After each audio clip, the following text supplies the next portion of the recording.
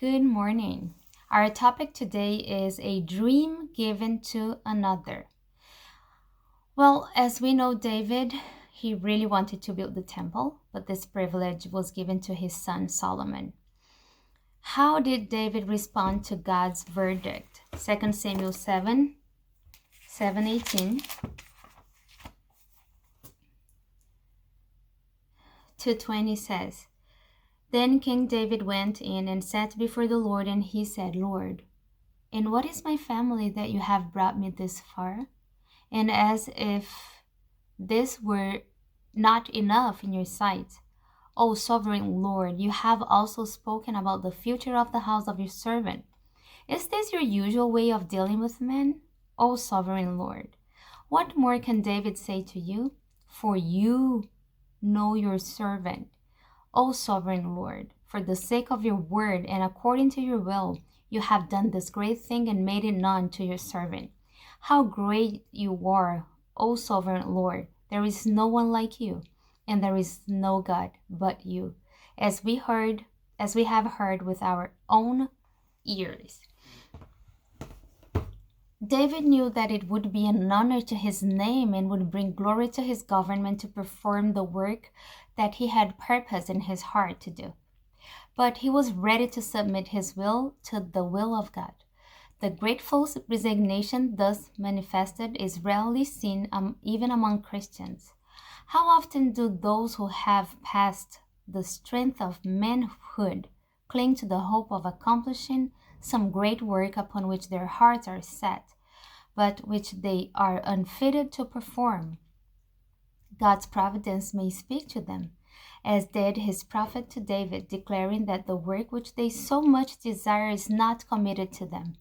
It is theirs to prepare the way for another to accomplish it.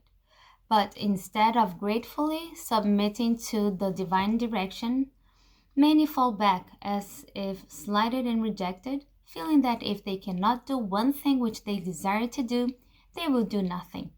Many cling with desperate energy to responsibilities which they are incapable of bearing, and vainly endeavor to accomplish a work for which they are insufficient, while that which they might do lies neglected.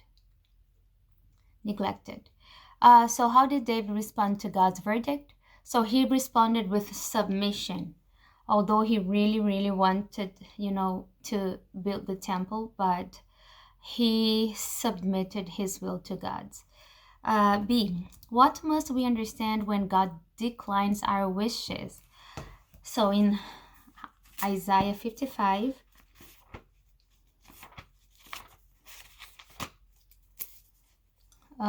8 and 9 says, For my thoughts are not your thoughts, neither are your ways my ways, declares the Lord. As the heavens are higher than the earth, so are my ways higher than your ways, and my thoughts than your thoughts.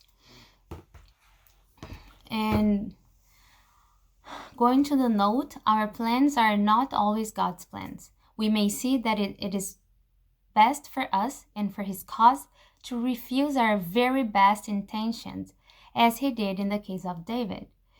In his loving care and interest for us, often he who understands us better than we understand ourselves refuses to permit us selfishly to seek the gratification of our own ambition.